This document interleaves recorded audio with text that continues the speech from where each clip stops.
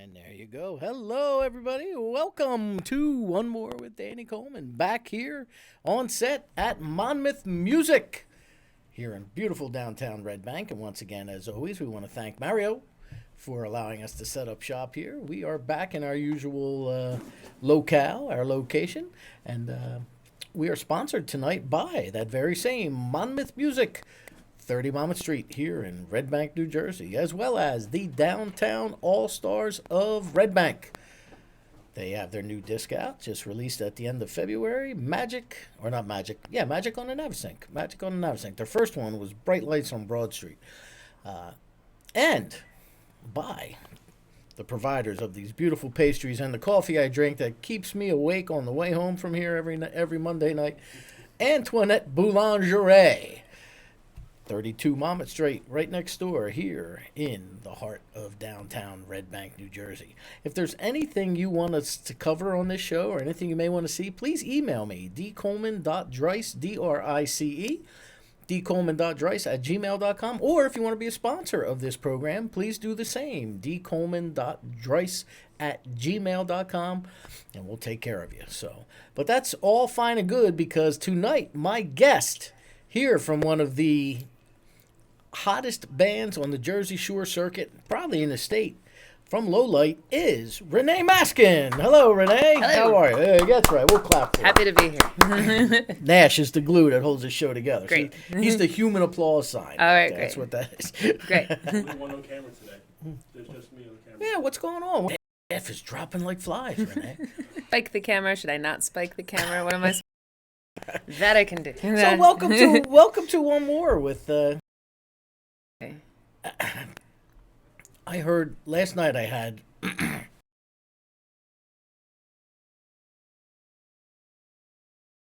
And Lowlight. Well, Brian's a particularly nice fellow, but so don't take his word for it. Well, I heard that there. I've heard that from our producer Matt. I've heard that Okay. from various other people.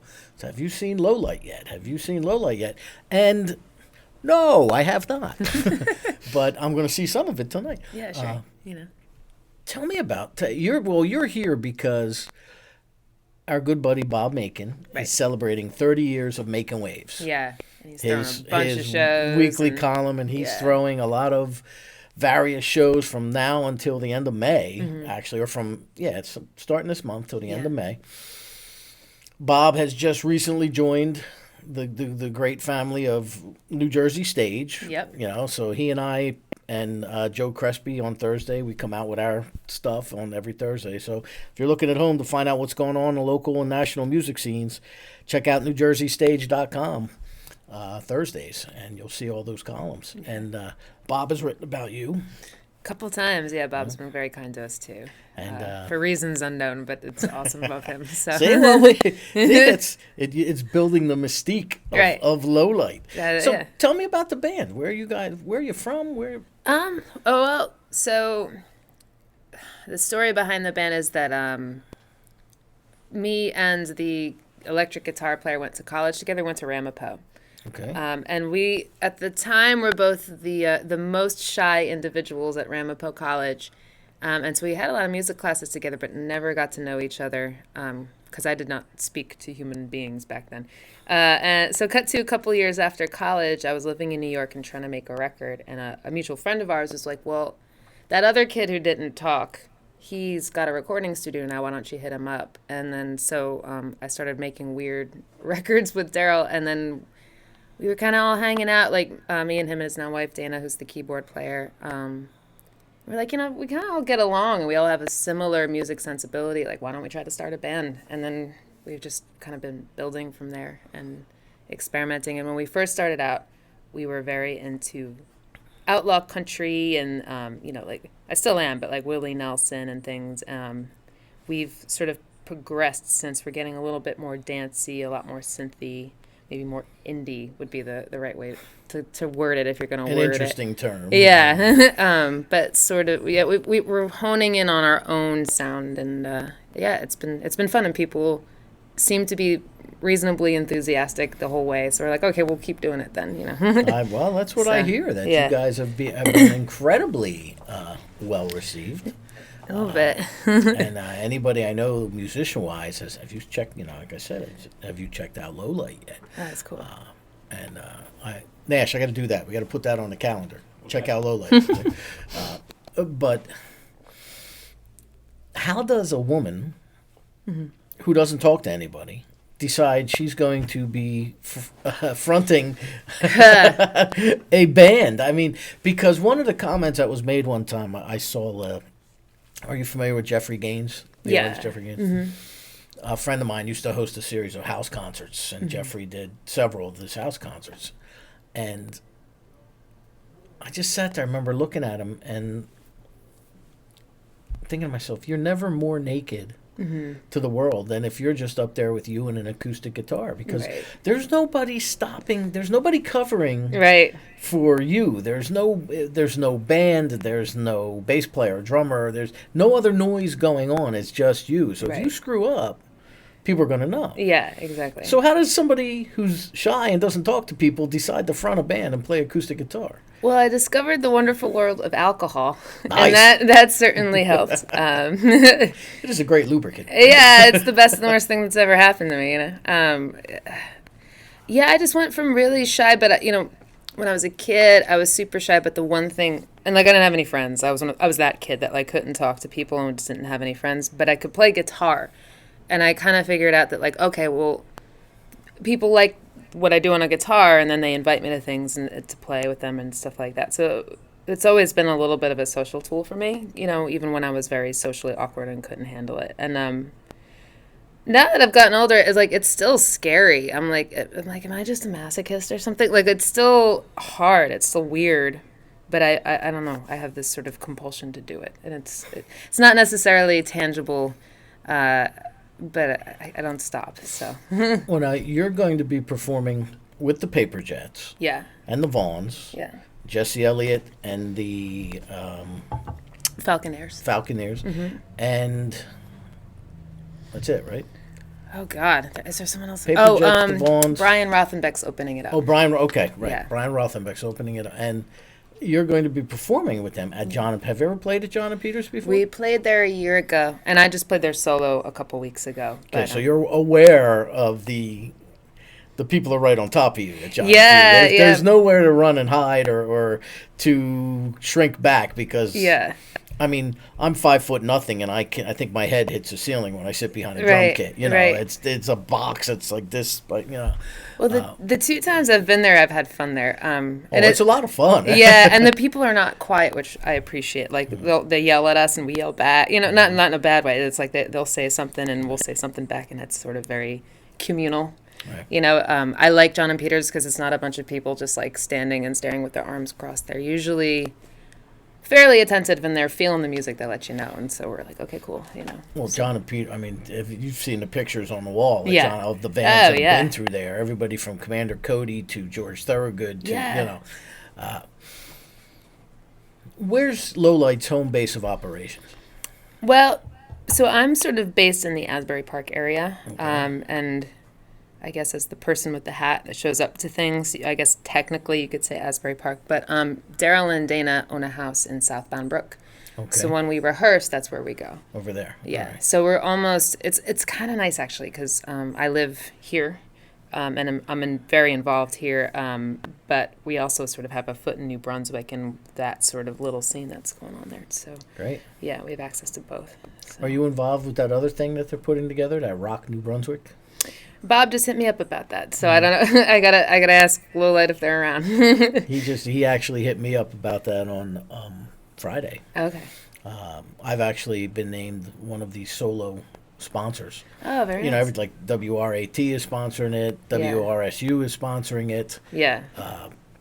Various different corporate things, but Bob, I guess that's how Bob helped sell it to me. Yeah, right. He said, you're the only solo sponsor that we've asked. So as like an entity, like solo thing. So I was very happy to say yes. That's cool. About that. That's going to be a really neat thing to be involved with that concert series there. More details forthcoming. Now, am I looking at the right camera over there, Nash? Yeah, okay, that's your good. camera. Good. I'm talking over there, and Nash is over here. There's so many cameras. Too many cameras, not enough operators. Yeah, Never enough cameras. Matt, did you fire the staff? Is that what happened? Budget cuts. Okay, budget Oh. cuts. They're trying to unionize. Okay, well, wow. You're talking to a Teamster, Matt. Easy. Yeah, good for them. Right? Yes, yeah, but you notice he cut the personnel, not the alcohol budget. So Right. that's a Yeah. good Yeah. thing. Well, he So we're knows. good. Their whiskey budget doubled. He knows his audience. He knows he's coming through. So. So who is the principal songwriter of Lowlight?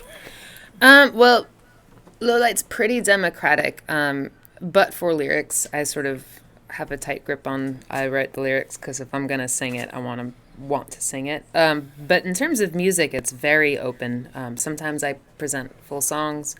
Sometimes they give me music. Sometimes we just jam and we work on songs that way. So it's pretty open and fluid for the most part. Yeah. But you're the principal lyricist.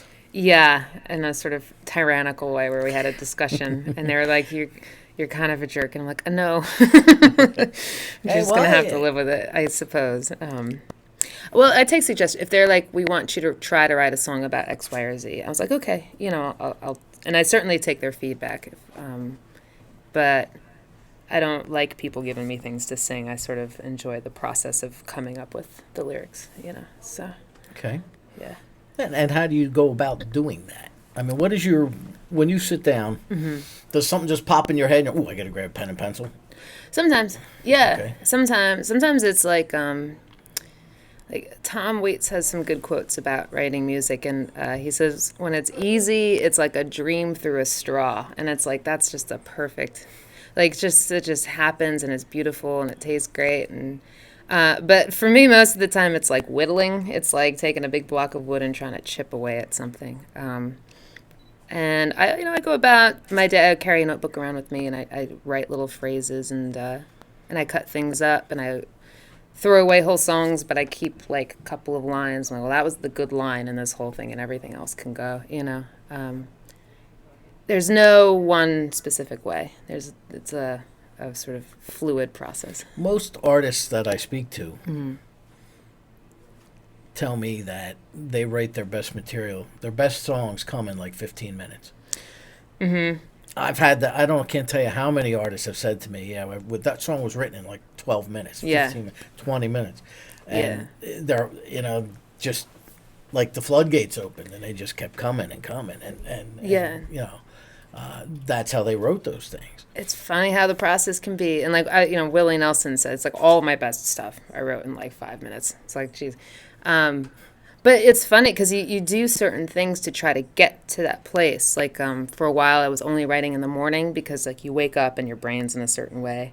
For a while, that was working for me. I was like, oh man, I'm writing really cool things first thing in the morning. And then all of a sudden it stopped. And it's like, okay, so, what do I have to change? I think a lot of it is just not getting stuck in a routine where your brain's just doing the same. You got to kind of like keep yourself open to what's coming. Unfortunately, I live in the smallest apartment in the world. So what I used to do, if I was stuck on something, I would just move with my guitar to different rooms and go like, well, this isn't working in this room. Let me try the kitchen. Unfortunately, my apartment is one room that is smaller in this room that we're sitting in now. So it's becoming a little tough to do certain of those exercises. But, How long do you give a song before you say, and you shelve it? I'll give it a while, but I'll record stuff. And if I'm not feeling it, I'll put it down, and maybe like a month later, I'll come back to it and be like, oh, there was something to this, or go like, well, no, this was garbage. I don't want to do this, Gotcha. Do you guys have, before I get too far into the program, how about websites, social media? What do you? Sure. Well, I'm Renee Maskin, ReneeMaskin, and my Facebook is that. And then Lowlight is one word, and then all of our social media has an NJ at the end.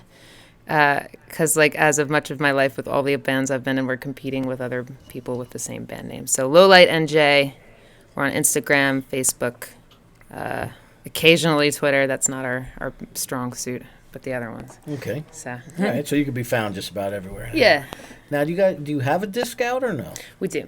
Okay. Yeah. Full length EP. What do we have? One full length. We put it out on BNS Records out of Brooklyn. Okay. When we get distributed through Cargo Records, which are UK based. That's our full length we put out last summer. But we're working right now on new material and hoping to get an EP out by the end of the year. Great. Yeah. So. Great. And then what are you going to do then? Any plans for a tour to support any of this? Or? Well, we keep talking about it, but things keep coming up that distract us. We just had Life. life. We just had a very big show. We opened up for the Pretenders for a second time last Monday. So. Oh, did you open up for them when they were here at the Basie? In November. A few months ago, yeah. Okay. And then and they asked us to come back for for their New York show, which was that's fantastic. It was awesome. It was so cool, and I think they could tell how nervous we were. But it was so much fun. But it sort of derailed. Like we were like gonna sit down and plan out the rest of the year, and we're like, oh geez, you know. What was that like when you go? Who got that call? Do you want to open for the Pretenders? Do you have management or no? We've loose management. So someone at Count Basie's been following us, and Okay. Chrissy Hine and the Pretenders have been doing this tour. Now they're done, but with Fleetwood Mac all Right. year long. But I feel like Pretenders have some sort of relationship with the Count Basie. I feel like they come there a lot, and so they were doing a show without Fleetwood Mac there, and someone at Count Basie was just like, well, Lowlight would be a good fit. So they asked us if like, hey, if we can get you on that. We don't know if we can. Will you play it? And we're like, yeah. So the night before, they're like, okay, you're gonna play this show. We're like, okay, we'll have to call out of work tomorrow. And then I guess the folks with the Pretenders dug it, and so when they were coming back, they were just like, oh, you want to play again? We're like, well, yeah. Yeah, right. Of course. That's fantastic. Yeah. So there's a good chance they'll use you guys whenever they're in the area. That would be amazing. We don't count on it. We don't count on it much, but we had a fantastic time, and they were nothing but cool, great people, and it was just two very amazing experiences. You just said something that it's sad, but it's so true. You just said we don't count on much. Mm-hmm. In this business, you can't count on much because there's so many wolves in sheep's clothing, and there's what's hot today could be ice cold literally tomorrow. Yeah. It's I mean, I've been a musician since I was 11 and a half. Right. Okay. Years old. So that tell you how many decades, right, Nash? Decades, that I've been playing drums and Latin percussion and whatever. Yeah. But what? I don't know how to put this gently for the people at home. What had, as you said, you have loose management. Mm-hmm. So who handles your booking and your social media and all that sort of thing? And how many disappointments have you had that has caused you to, or what has been your biggest disappointment that has caused you to feel that way? Well, it's a combination. So, like, we handle most of our bookings. The bigger stuff, there's some other people who sometimes get involved. Okay. But for the most part, it's just me and the band when it comes to the other people. I can't really say if I've had big disappointments, but that's a sort of an interesting conversation in that our work ethic is just like we just keep going. Pretty much everything that comes our way, if we can do it, we do it. We believe in working really, really hard and putting our nose to the pavement. And we sort of believe in our music and our talents. And we're just kind of going with it. And if you have to, because if you don't believe in yourself, who is? Right. I think we're a good band. Have we gotten passed over for things? Yeah, but we don't really let it bother us. It's if you let every opportunity that passes you over, like, oh, someone else got that opportunity, that's an easy way to cave in. There's a lot of competition around here. We just try to stay positive and stay friendly, and hey, it didn't come to us this time, maybe next time we'll get to play that cool thing. Well, speaking of next time, now we have two Downtown All-Stars of Red Bank CDs, and their latest one is Magic on the Navasink, which features the original works by artists such as Colossal Street Jam, John Hathaway, Dawn Hopkins, Santa Ray, and DJ Pinelli, and many more. And it benefits the Red Bank Elks Lodge Veterans Support Programs. Downtown All-Stars' first CD, Bright Lights on Broad Street, benefited Little Kids Rock, which provided underprivileged school systems and lost my place there. Underserved. Keep saying underprivileged. I said that last week too. Underserved public schools districts across the United States with musical instruments and lessons for the students, and it's available on the Downtown All-Stars website and from select retailers. The Downtown All-Stars of Red Bank, LLC, are a collective of local musicians and performing artists bound together to raise both funds and awareness for charities and worthy causes using the immeasurable power of music.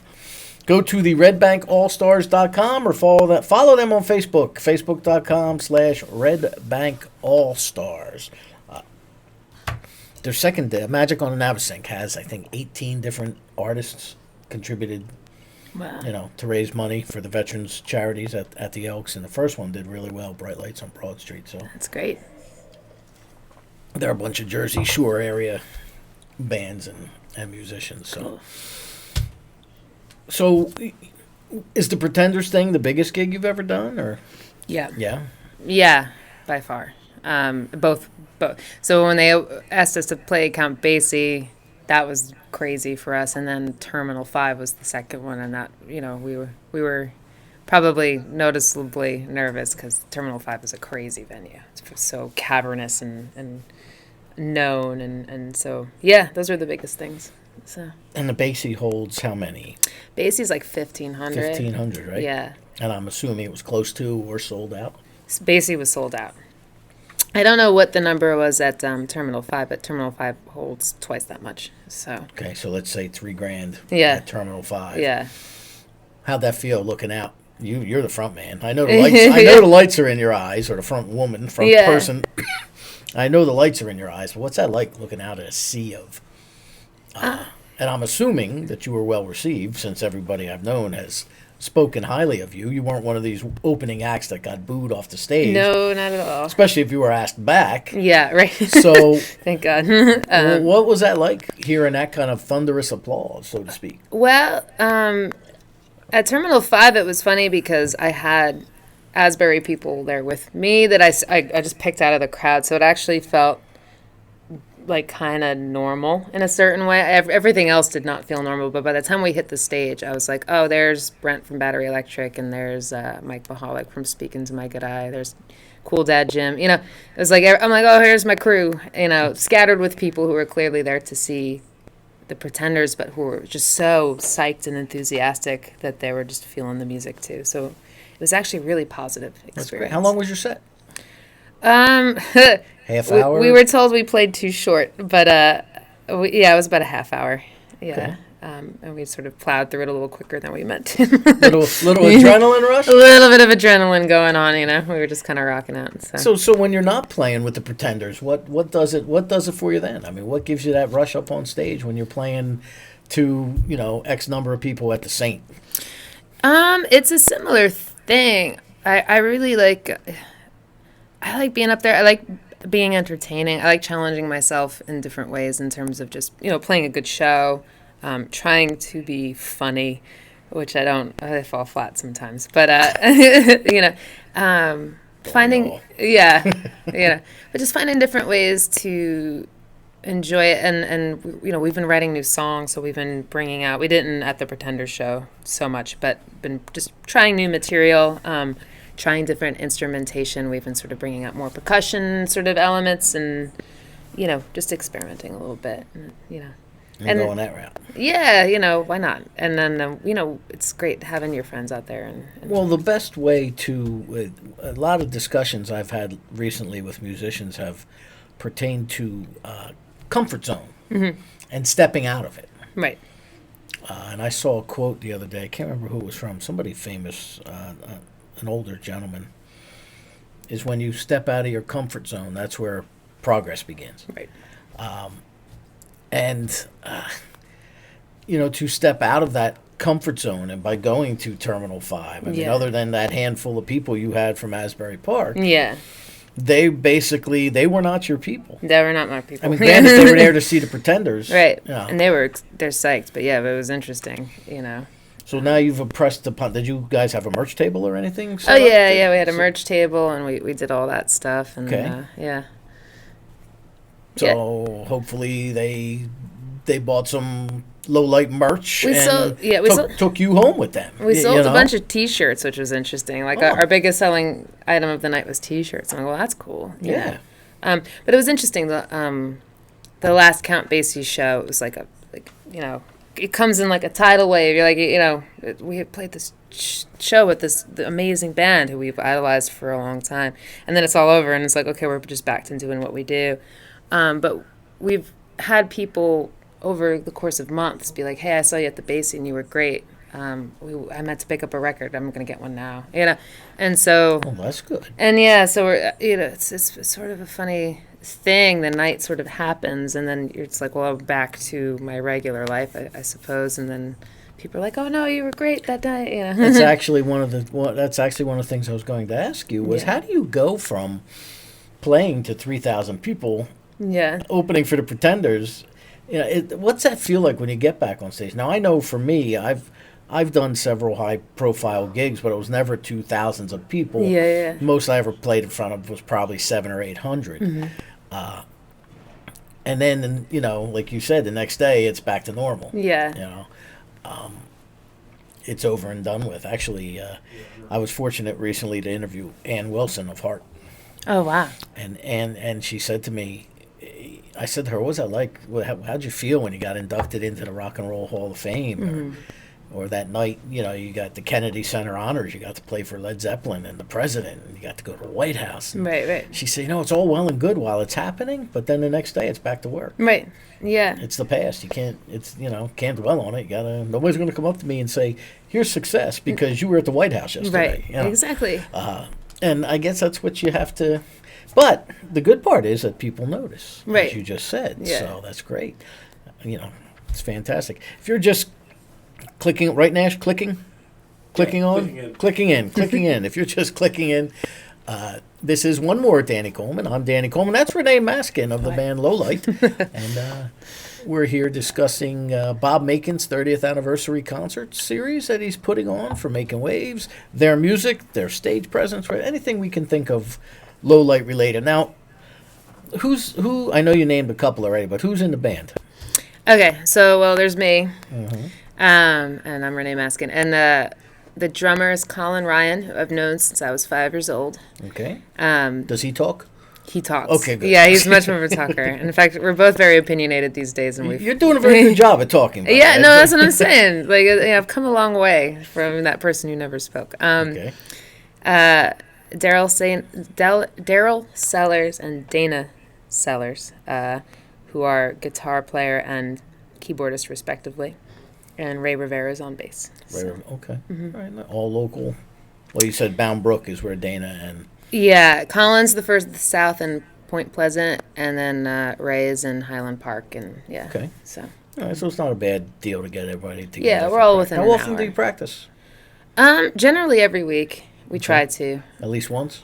At least once. And if there's no practice, there's something to be done. So some of us, if we can't all get together, some of us will get together and work on our various projects. Do you remember the first band you were ever in? Yeah. The day, this is how I knew that my life was. Can I curse on this show? Or no? Sure. Producer said yes. I was fucked from the beginning. The first guitar lesson I took, they taught us how to play power chords. And it was a group lesson, but my friend was in it. And then we went home that day and we tried to start a band. And it was just kids banging on chords and drums and stuff. But it was from like from the moment I could do anything on the guitar, do anything. I was like, this is what I want to do, that sort of thing. So. Okay. and then you formed a band, and I mean, sometimes it's one of those things that you never forget, I guess. Yeah. Your first band. For me, I was 13. Mm-hmm. we started playing out when I was like 14. We were in the studio when I was 15. Yeah. Yeah. And so we're any good. I'm just saying that's what we were doing. Well, similar. But we had yeah. this huge. What we did have was personality. Right. People loved us because of our personalities, not because of our musicianship. Right. A bunch of 14, 15-year-old kids. I mean, how advanced can you be? I mean, now they are because they Right. have things like School of Rock and Yeah. all kinds of programs on the computer. And you know, Yeah. by the time you're 15, you can own your own studio if you have Yeah. Pro Tools. Yeah. But back then, in the late 70s and early 1980, you did not Yeah. have that kind of stuff. So, there's a energy that I say can cover a multitude of sins. Mm-hmm. Mm-hmm. I've seen some really amazing technical bands Yeah. where the performers are just, you can tell they are just outstanding. Right. But I'm bored to tears because there's no energy, there's no personality, there's Right. no. And then I've seen some other bands that aren't really the best musicians, but yet they're the most fun. I like those bands better. Yeah, me too. You know? That's so right. So which one is Lowlight? Lowlight's a little bit both. Okay. And it's actually a really well-rounded band. There's people in the band who are just so beyond talented. I'm probably the most limited one. If you were going to put us all on a scale of like where we fall musically. And I'm not even that limited. I'm sort of limited by choice because I don't care. But I'm like, I'll write a 2-chord song. I don't give a shit. But I think there's this nice sort of dichotomy of like, I'm not really interested in the technicality of any of it, but there are other people in the band who are. And everyone's pretty tasteful, even if they've got certain, certain aesthetics to their own. Everyone's kind of like interested in the whole. It's not about like, well, I just want to shred. It's like, no, like what? So how it's do the you sum of all the parts. How do you service Okay. this song? And I think everyone's aware of that. Like, it's not about like I just need to show everyone how technically flashy I am. And there's some flashy stuff that happens in Lowlight sometimes, but it's more of like, well, what does the song require? Not like how do I show everyone that I'm the most brilliant musician? Like, what does this song need at this point? And I think our understanding of it has helped us to write some pretty decent songs. So, One of the being a writer, mm-hmm. I talk to some really interesting people, local, national acts, and it's funny, all the drummers, the veteran musicians Mm-hmm. that I speak with, everybody from the guy in a local band here to, guys like Liberty DeVito who play with Billy Joel for 30 years. Mm-hmm. When I say to them, who's your favorite drummer or who influenced your style of play, everyone to a T has said Ringo Starr. he's a great drummer. And He's a weird drummer. He just does cool stuff. but that's the beauty of Ringo Starr. Yeah. He's so simplistic but yet so tasteful. He's tasteful. He played within the song. He did. And that's why they like Mick Fleetwood. Great drummer. They all mention Mick Fleetwood. Yeah. Charlie Watts of the Rolling Stones, who Great drummer, because yeah. he just does whatever He the song knows requires. what the song needs, Exactly. Yeah. He doesn't. Actually, Liberty DeVito said to me, he says, I hate drummers that overfill or feel that they have to solo every chance they get. Right. He said to me, that's nothing more than, and this is his words exactly, musical masturbation. Yep. That's what it is. And he said that because he said they got to stay within the tune. It drives me crazy Right. when you might play 1,000 notes, but what's it doing for the song? Yeah. So when you just said that kind of fit in. Exactly. That's what that brought to mind for me because that yeah. works, I think, with every other instrument as well. It does, and I think nuance is something that I'm always trying to preach to people. You can be technically grand at things, but if you don't understand nuance, like those Right. like all those players you just mentioned, then it's you're only going to get so far. If you're more interested in what you can physically do as opposed to what is going to enhance the whole of what song you're a as a part whole, of. right. It's a thing. So Like, which is, that's pretty accurate actually, and there's a lot of bands, especially younger ones, that don't feel that way because they all want to impress somebody. yeah, and I mean we've Yeah. all been in that Right. situation, but And it's, they'll it's mature sort of like somewhere around growing 30. into Yep. But pastries. pastries. Nash, you did a wonderful job arranging Thank the you. pastries in the shape of a smiley face. Are these the ears? They're fantastic. They're fantastic. You're fantastic, Nash. That's just great. Antoinette Boulangerie specializes in creating delicate and sophisticated works of art using only the highest quality ingredients, and then Nash rearranges them into a smiley face. Located at 32 Mama Street in the heart of downtown Red Bank, they're fully operational bakery with all the baking done on premises daily. In addition to the handmade variety of croissants and Danish, Antoinette's offers a dizzying array of traditional French pastries, macaroons, cookies, and savory treats. Find them at AntoinetteBoulangerie.com or come visit Monmouth Music because they're right next door. So you can come see us. I got to get people in here for a live audience. I know. I'm telling you, we got to Yeah. do that. That'd be great. You got the room. We get an occasional live audience. Yeah, We you get got a the couple chairs people out in the there. corner. Yeah. So, That'd be good. so do you have? Is that your fan base? Your support for Lowlight is mostly friends, family. It depends. Okay. It's some friends and family, and then I try to be very sort of on the scene and socially active, and and I support other bands, and then so other bands will come. They'll come out and hang with support us, you. Right? Yeah. You'd be surprised how many musicians don't get that. Well, it's funny because actually Bob Macon once said to me, he's like, "You're like, what did he say? What's the term? You're going out and you're meeting people, and I don't know. He's Socially active, interactive, yeah, networking. Networking. He's like, you're an amazing networker. And as you can see, like, that's not on my palette. Like, that's not what I'm thinking about. I just kind of show up to things, in part because I'm curious about what's happening around here. Right. And then the other part is just like, well, hey, you saw my band play. I want to come see your band. What are you doing? And so we sort of grown that way too. Just being curious about one another and what's happening. There's a lot of great bands around here, Oh, I know that. It's not really worth staying home and watching Netflix when like something cool is happening a couple doors down, Right. So No, and more people, I think, and if you're watching this, please support your local artists, whether it be musicians or painters or sculptors, or whatever. Support your local artists because, especially with music, I think I don't know if it was here or on my on the radio program, but I was telling the story about how several years ago I went to court with my ex-wife, and her lawyer held up a copy of the newspaper. I used to write for the Trentonian newspaper. Held up a copy of the newspaper and said, see, he admits to being a writer and a drummer. He must be making extra money that way, and he's not claiming it. Blah, Right. blah, blah, blah, blah. Okay. yeah. So the judge says, "Is this true, Mr. Coleman?" "Yes, it is." "Well, how often do you play?" "As often as I can." "Well, I don't see that on your sheet. What kind of music do you play?" I said, "I play original music, Your Honor."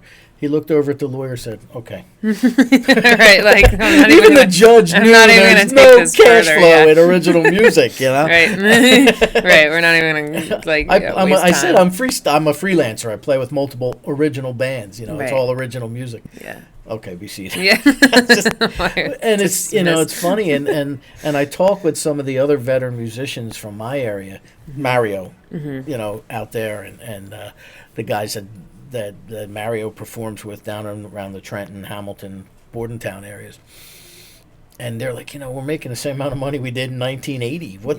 Yeah. Or less. Yeah, it's tough. So if you're doing original music, you've got to be dedicated to your craft. So what does Lowlight want to do with their music?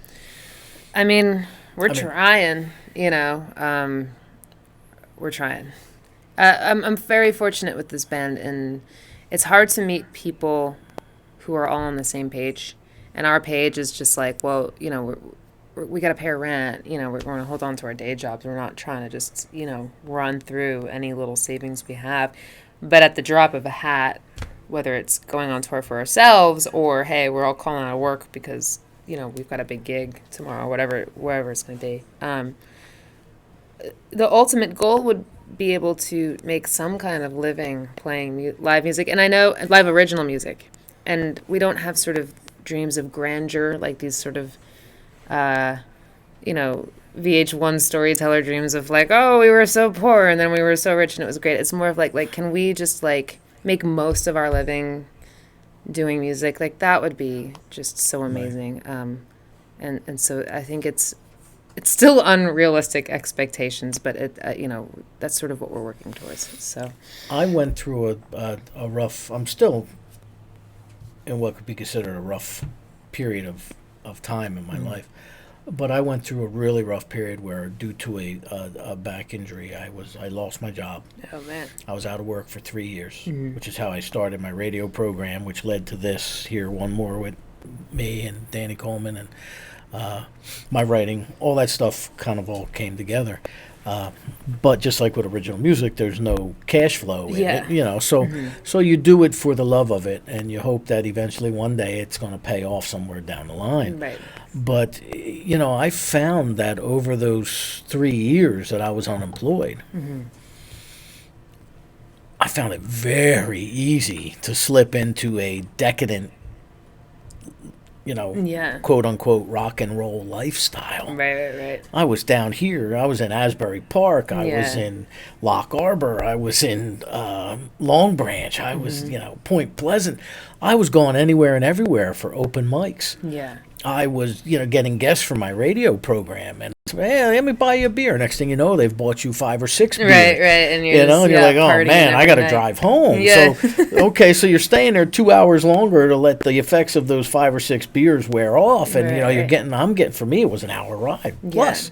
Yeah. So I'm closing the bar and then packing up and then getting home at 3:30, 4 o'clock in the morning. I'm sleeping till noon. Right. I'm like, whoo. Yeah. I kind of like this. I got all day to do nothing, you know?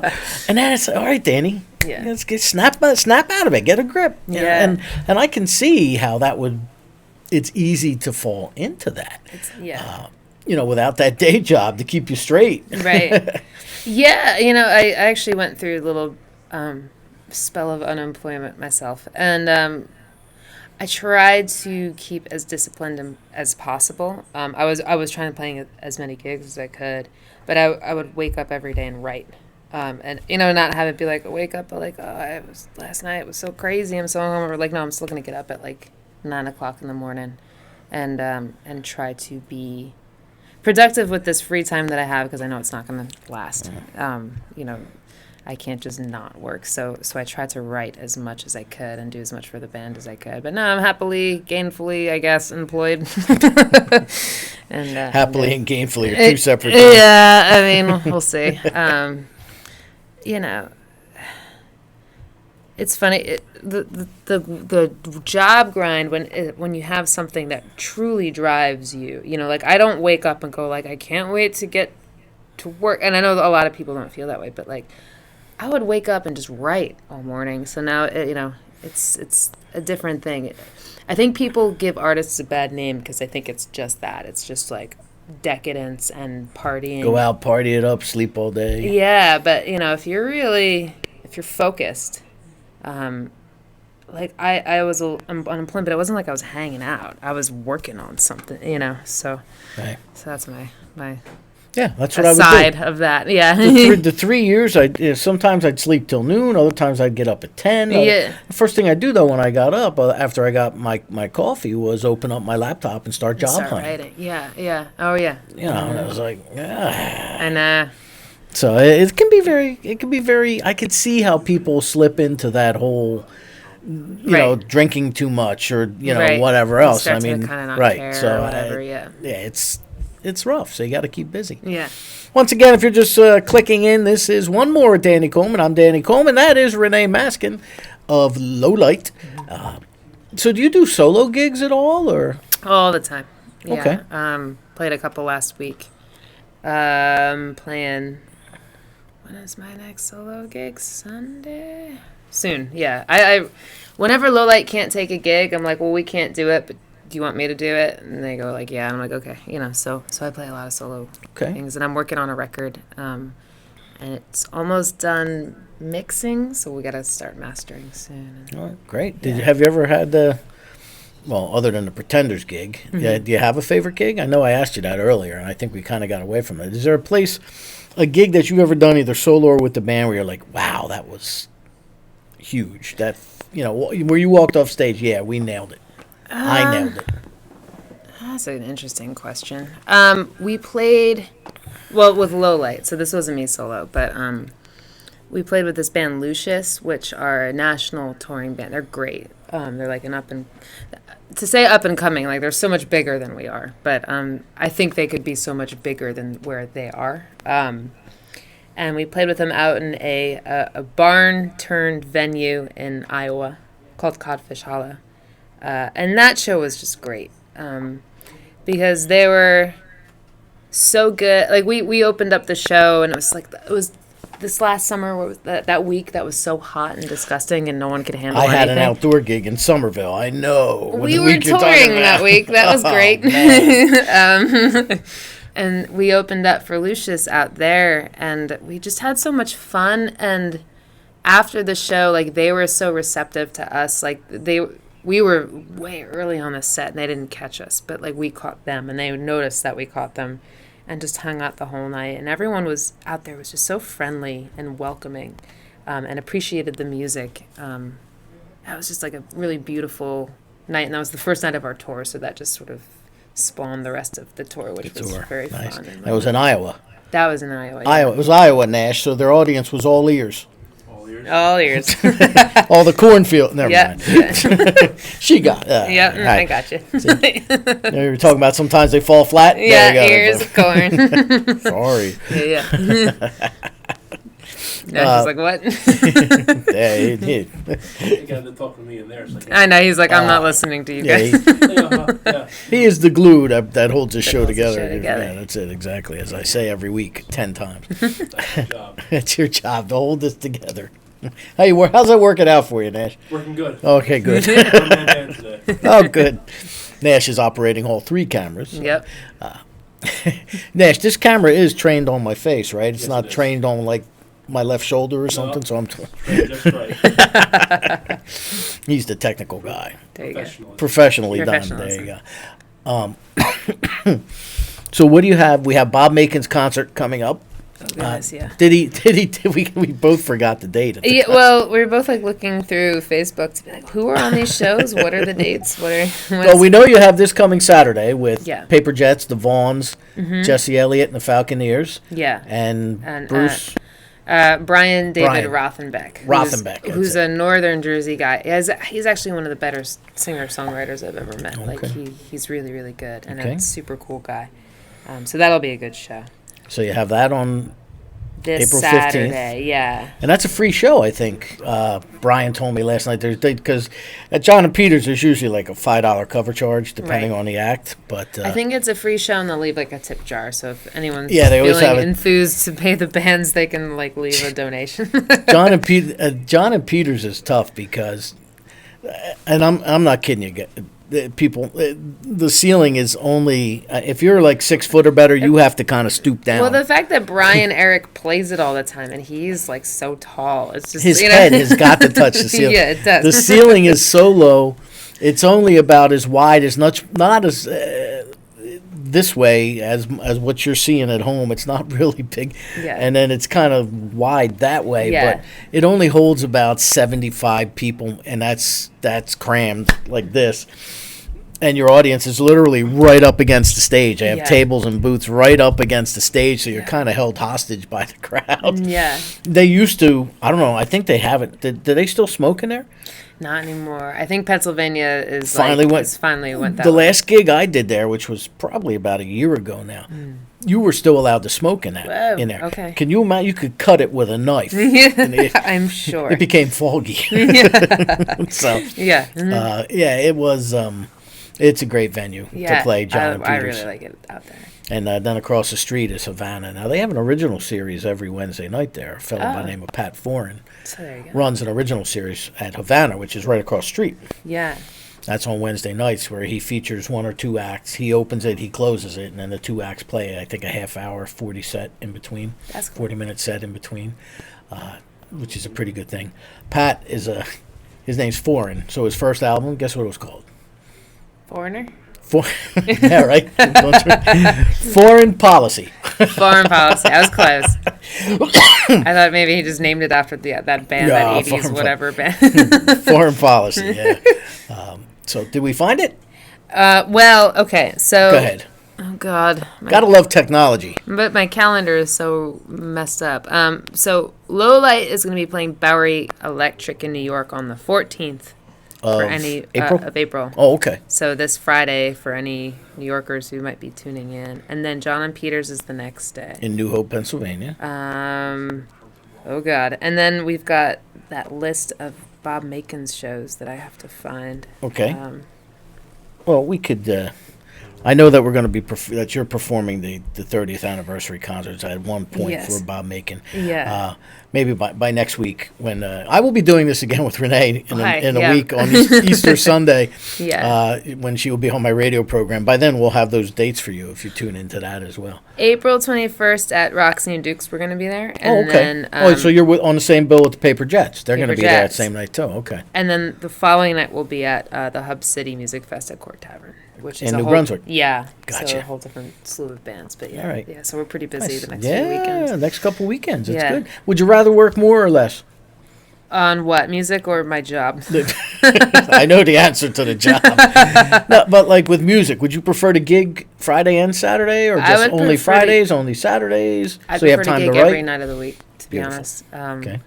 And it's part of my my insane personality is that I just don't want to stop. I don't really say no to anything unless like I literally have something else on the calendar. So touring works well for me because I've got something to focus on every night, and I just have to drive there. We have to drive there in between.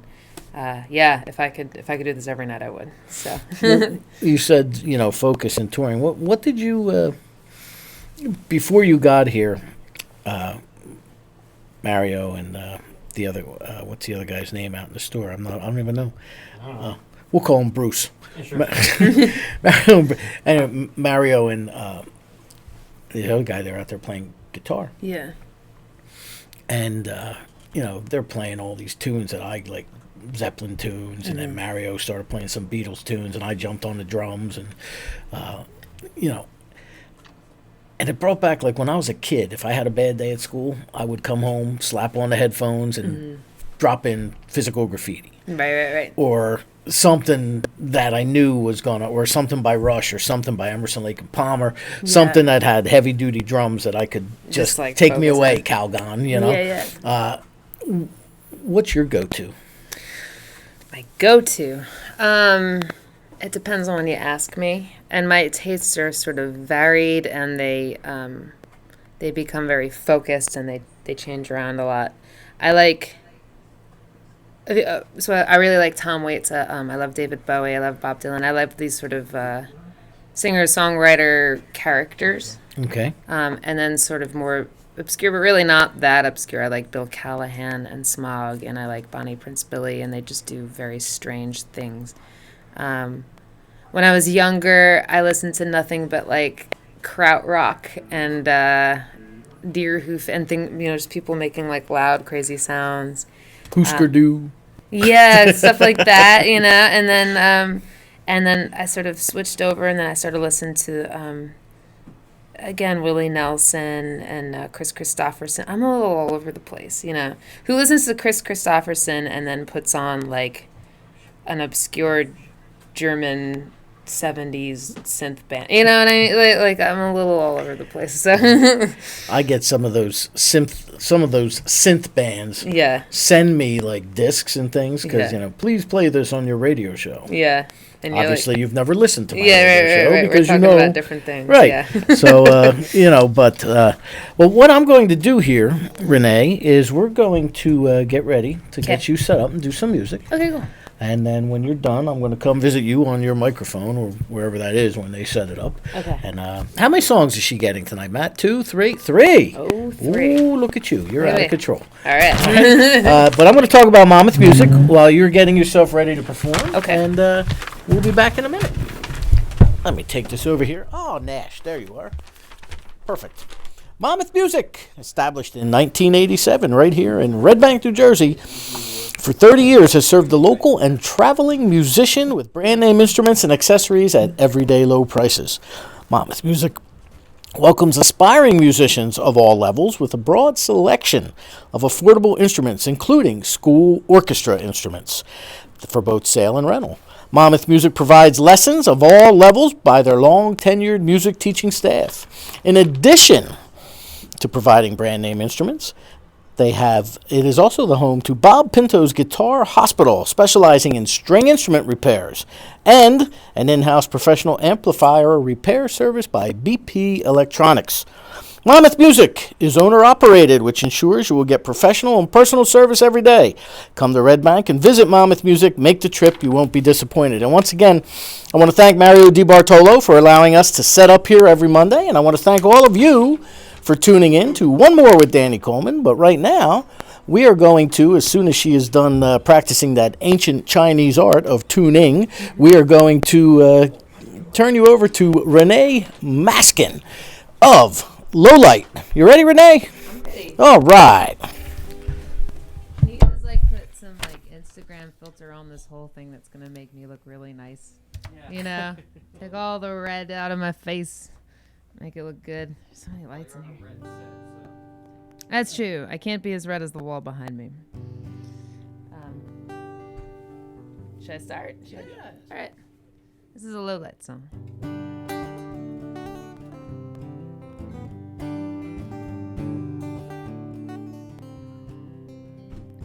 Dear faraway mountains, blankets of sand. Yeah, well, I had a friend once, but I lost his hand.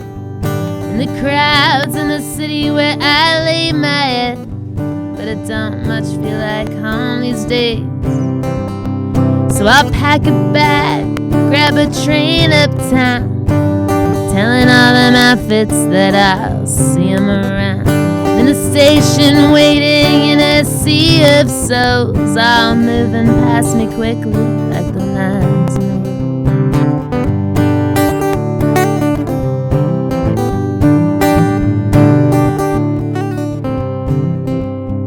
And in the motel room, yeah, just trying to come to, in a southern sky with a westbound view. Exhaustion painted in a shade of blue, faded into this dirty old carpet. Hey, I travel light, yeah, well, I move on fast. Yeah, this feeling's just a moment in the ocean of the past. This living's just a spark, yeah, well, death is always close, just roaring down that highway for lines in the road.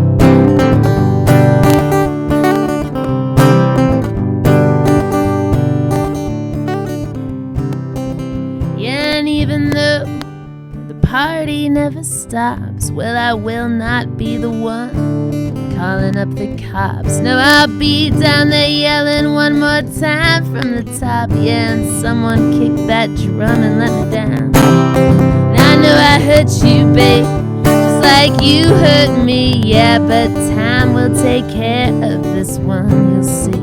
I'll just grab my bag, throw on my coat, yeah, and fade into the distance with my eyes in the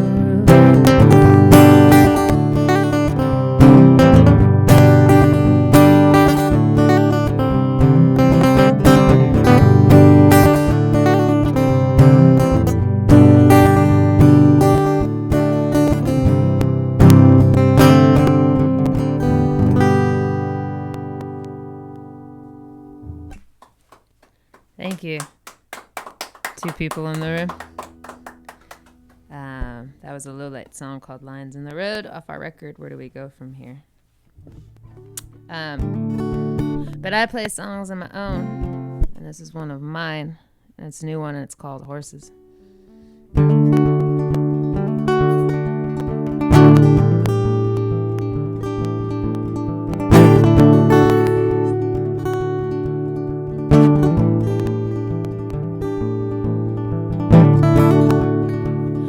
showed up to the party, but I had nothing to say. And everywhere I stood, I stood in someone's way.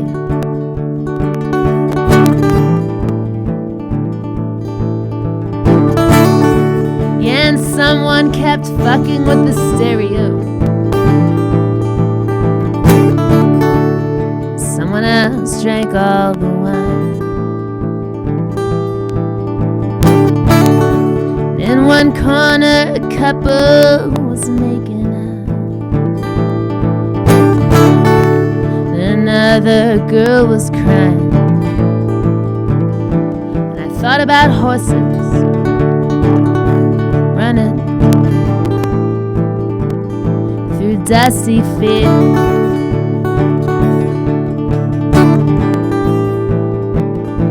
I thought about horses running.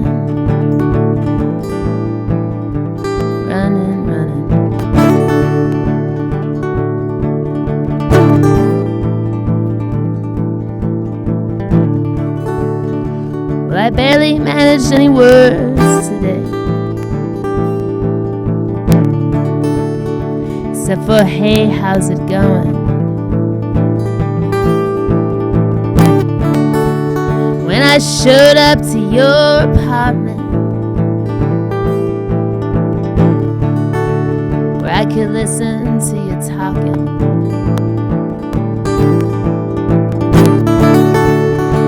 I took you by the hands and we laid down on your couch. Brushed my fingers across your face. You brushed your fingers across my mouth. And I thought about horses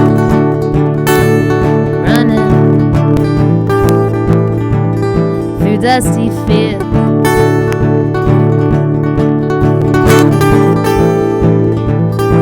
I thought about horses running, running, running.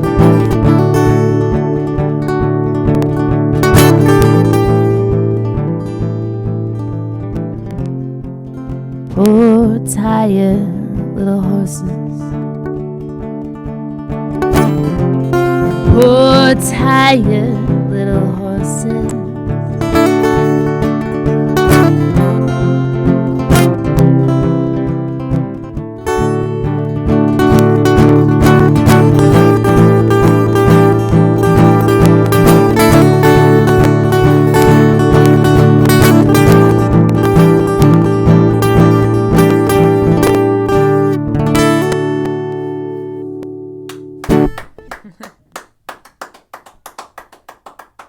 That's a new one, which I think is funny, but not everyone thinks is funny. One more? Cool. One more with Danny Coleman. This is the one more with Danny Coleman. I'll do another Lowlight song to finish it. That doesn't fall flat. Never. Never one more falls flat. Never one more falls flat. Oh, God. What did I do at the Pretenders show? I said something about size not mattering at the Pretenders show, and I got an audible grunt from one of my members going like, really? You did that tonight? And I was like, what? So this is for them for putting up with me. This is a song called Bones.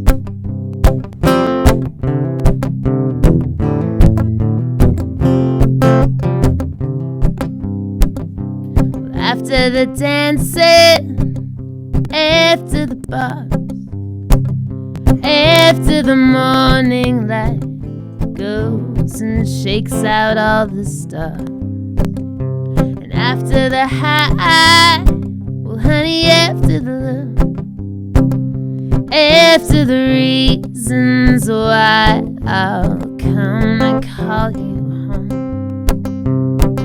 Just wander on your way with me like a ghost among the bones.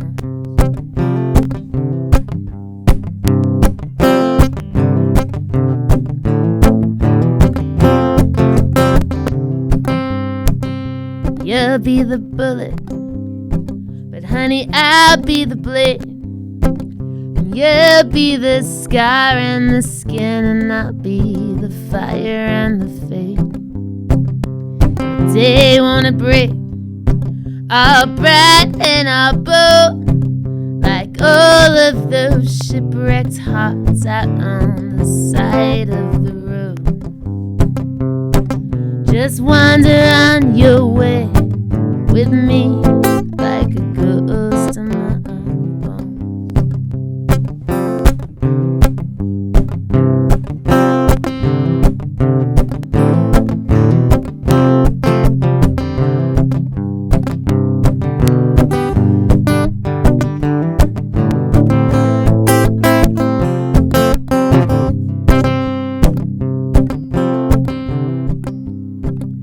So you'll be the feather and the bird and the cage, and you'll be the boxer and the ring, and I'll be the dog and I'll be the chain, and all of your dust will turn to glitter and gold, 'cause for all of the weight of your wounds, you're on your way with me like a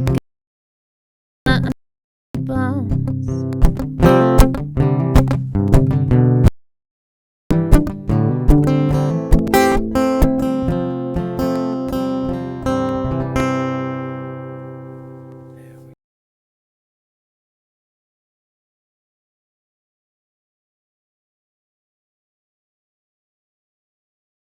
Macon 30th anniversary concerts. Thank you, Bob Macon.